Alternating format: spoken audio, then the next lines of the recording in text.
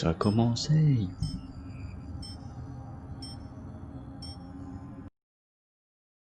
Ouais.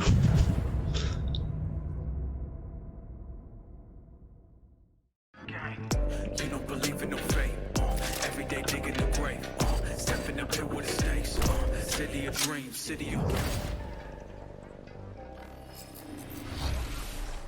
Hello and welcome to this, the very first episode of Night City Wire, a brand new series from us at CD Projekt Red where we'll be talking about all things Cyberpunk 2077. For today's episode, we'll be starting with a brand new trailer. One of our developers will be joining us to help unpack everything you're going to see. We'll have some news, an announcement about a secret collaboration. We'll be taking a look at some braindance gameplay and welcoming back our developers just to have a chat about everything you're going to see. But there is one more thing. Media all over the world have been getting hands-on with Cyberpunk 2077, and when this episode finishes, you'll be able to go and check out exactly what they thought. So, let's get started. It is time to take a look at our brand new trailer, and after that, our lead quest designer Pavel Sasko will be joining us because I've got a feeling you're going to have a few questions after watching this. So, let's take a look.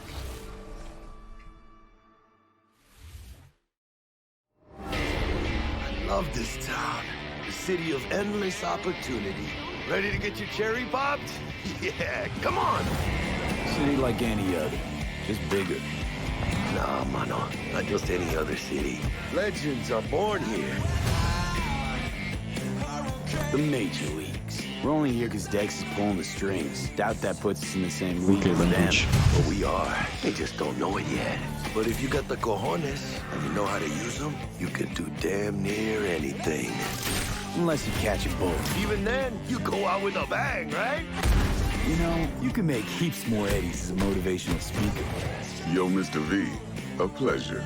So what's the gig, Dex? You meant to come out in one piece? How about we go over the plan? There's this prototype tech, a biochip to be precise. Job's to grab it. Guessing it belongs to a corp. Arasaka. We're robbing some heavy hitters. Thought you could blackmail me, fucker? High risk, high reward. First rule of the afterlife. Ka-ching, baby. Goes without saying, we do this on the hush. Ideally, no bodies, not a one. Sounds simple enough. Eat lead, assholes! Is it gonna be dangerous? Don't you worry, mi amor. We're bulletproof. Get your ass moving now! What the fuck just happened in there? Can't stop digging Night City. Fucking major leagues. Happy now, Jackie? Yep, that's fucking high! Time to bail! Oh my god, we're so fucked.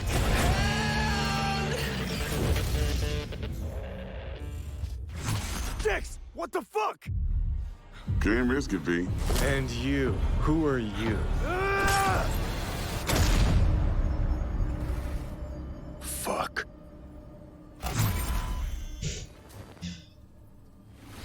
So the trailer contains Bon, ça va, le footage from the stream game's est- prologue only, but there was an est pas- awful est lot pas- in it.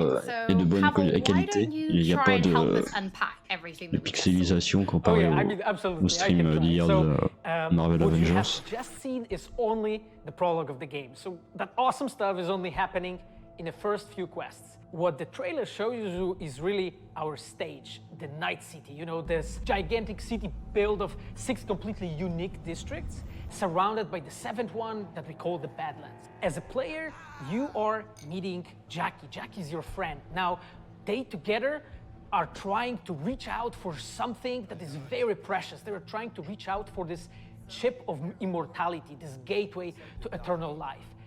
Jackie introduces you to Fixer Dexter Deshawn. He's a very important person in the social ladder of Cyberpunk.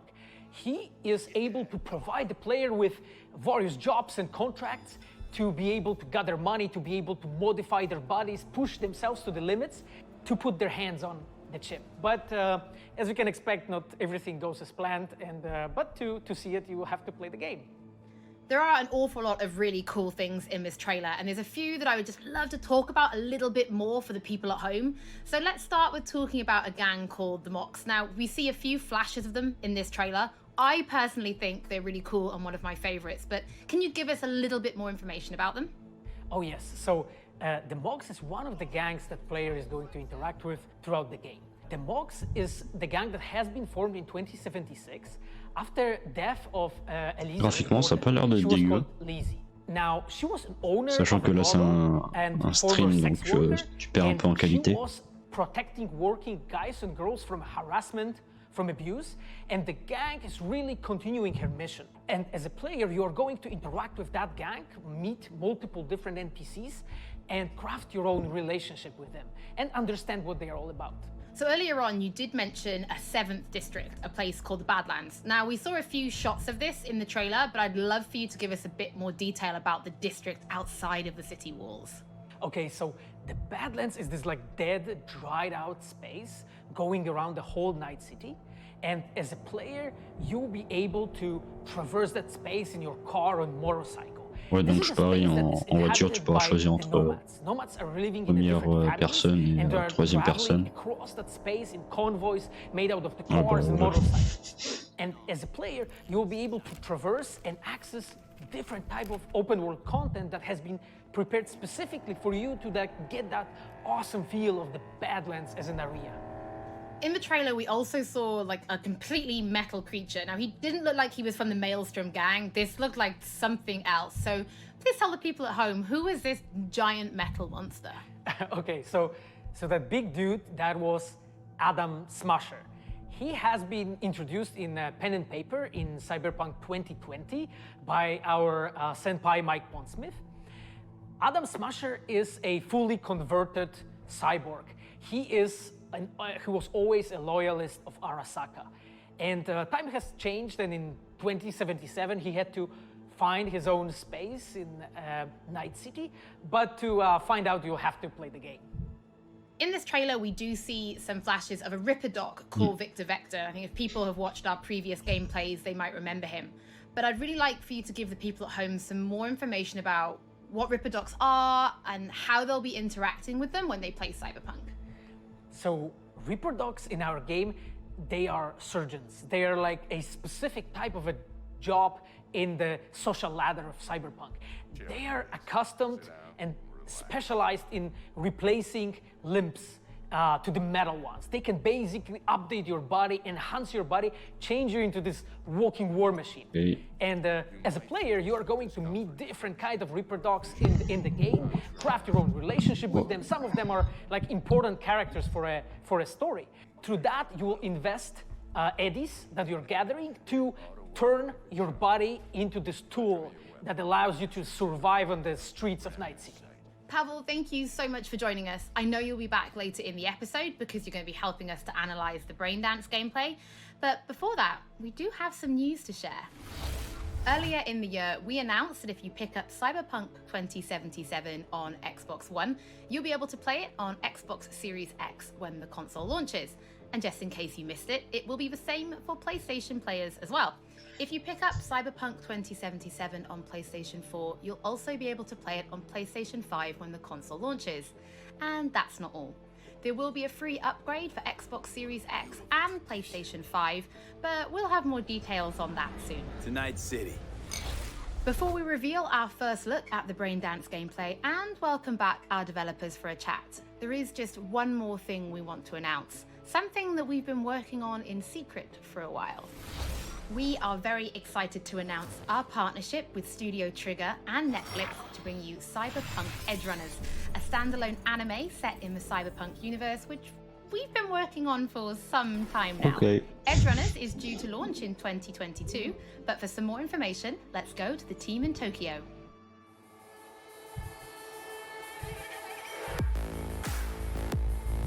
Hi, my name is Saya Elder.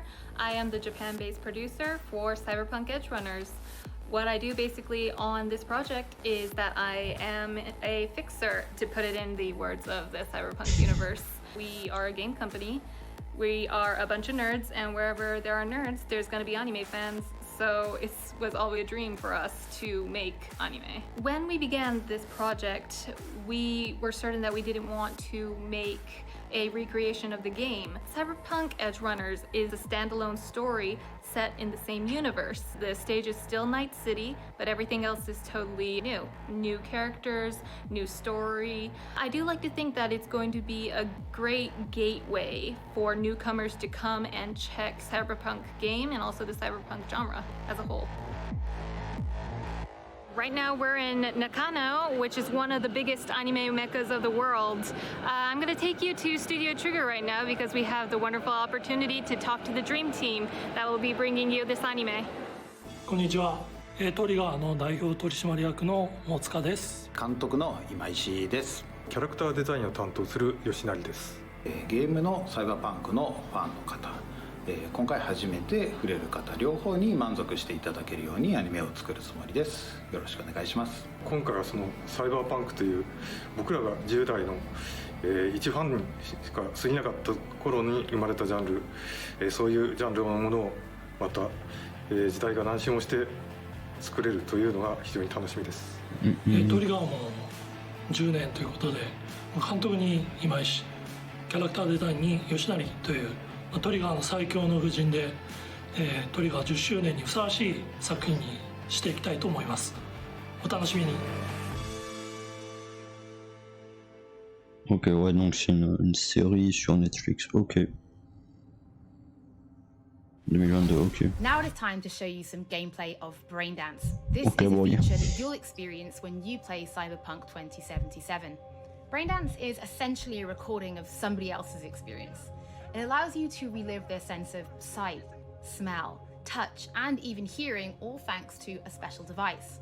After the gameplay, I will be welcoming back Pavel Sasko, and will also be joined by Patrick Mills, our senior quest designer and all-round lore master, who will be helping to answer your questions and give you some explanation on how you'll be interacting with Braindance when you play Cyberpunk 2077.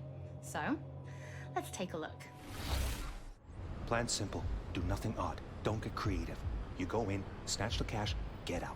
And we sell the BD to those psycho freaks from the studio. Got it. And remember, everything on full blast. They'll spot us extra for a wicked adrenaline high. Okay, on you go.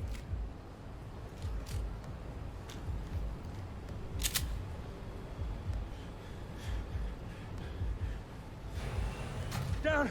Everybody! On the ground! I want to see you kissing the flooring! Money! Now! Or I will fucking drop you! I swear to God! Well, yeah, hey... now!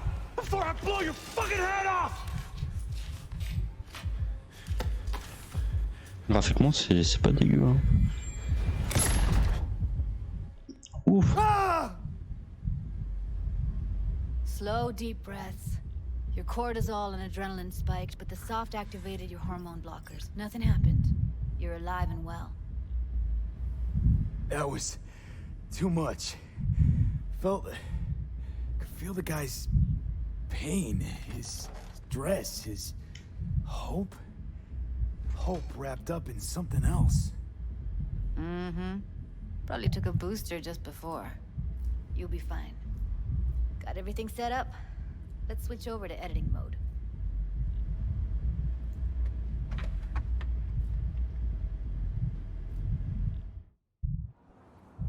I'll sever the link to the BD Roller's sensory array. You'll be able to look around freely.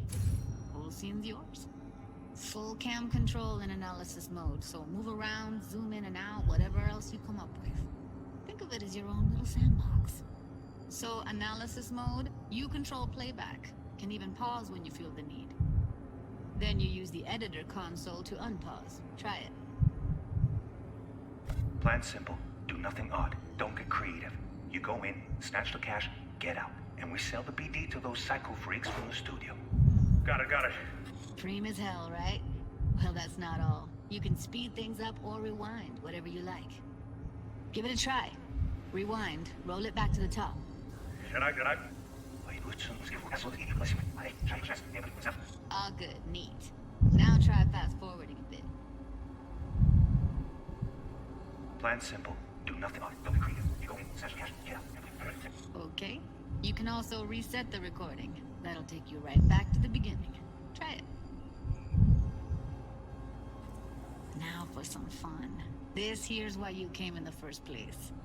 In analysis mode, you get to view and even scan details of the enviro recorded by the BD roller. Focus on the heat, the gun this gonk gets from his buddy at the beginning. Now scan it. Plan simple. Do nothing odd. Don't get creative. You go in, snatch the cash, get out. And we sell the BD to those psycho freaks. And remember, keep a full list. That's all you have to believe in. Okay, right here. Excellent. Let's move on. Now heads up. In analysis mode, you can ferret out background noise and conversations if the roller got close enough. This tech records everything, every little detail, even the sights and sounds the roller was never aware of. To see the sources of the recorded sensory signals, switch to the audio layer in the editor. Go ahead and try that now. Okay, good. Désolé. Now you should see several sound signatures in the store. Choose one and hone in on it. Pack of 6, case of Brosif, and a couple of zappers. Okay, we have a deal today on 2 flavors, Cuddy and Surf and Everybody! So, any thoughts? Unbelievable. Seriously, like what's happening right next to me. Yeah, it's how BD recording implants work. Désolé pour les petits bouts de parasites du micro. Then an editor tweaks them, makes them pop. Keep playing with the sound, explore it a bit. We'll move on when you get bored. I wanna see you kissing the flooring! Money! Now! Sometimes you can analyze extra layers in the raw, stuff the roller's cyberware picked up. Like what? Ev's got Kiroshi optics that grab infrared, meaning you should be able to grab heat signatures from her recording. Huh. Hella nice. Scanning works on peeps, too. Walk up to the wounded chick. Try scanning her. Alright, next thing. Scroll forward to the part where our artist gets a lead injection. Ouais. Or I will fucking drop you, I swear to God! Well, hey, now! Je vais couper le micro pour quand je parle pas, pour éviter les bruits parasites. See that? They shot him and he never saw it coming. But you will. Here it comes. My favorite part of the game. See the blinking thing over the entrance? Surveillance cam. Must have caught our shooter. You'll see in a sec. Cam feeds to the screen behind the clerk. Roll back to where the screen's in the kid's field of vision, then scan it.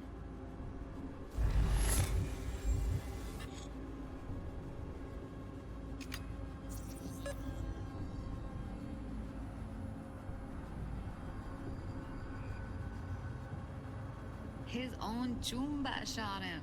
Probably planned to all along. Must have got a nice slice of cred on the black market for a BD like this. BD freaks are ready to pay a preem for a real flatline. Anyway, if you've seen enough, you can exit.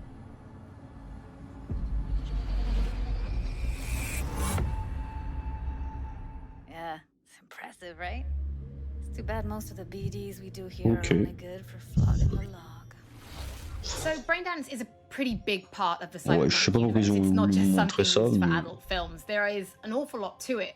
And there's ils auraient pu two nous sides montrer, mais I'd genre really pas like 3 you guys minutes de to ça, help me quoi. explore. First is the lore. Ouais, c'est So non plus how mon this avis. actually fits into the universe. And then there's the gameplay side. So how players will be interacting with it. So Patrick, could you tell us more about the lore of Braindance? I would love to. So in the world of Cyberpunk 2077, Braindance was invented way back in the early 2000s at UC Santa Cruz. It was developed as a way of recording a person's experiences and then playing them back for someone else so that they could relive them as though it was happening to them. It was originally used for things like therapy and prisoner rehabilitation, but by 2077, it's become this global media industry, including things like movies, mass entertainment, things like that, video games, some interactive things, and of course, adult fare as well. Now, in our game, we deal a lot with black brain dances, or XBDs as we call them, and there are different types of those, but the one that you saw in the trailer just there was a flatliner. Now that's where the person recording it actually dies during the recording.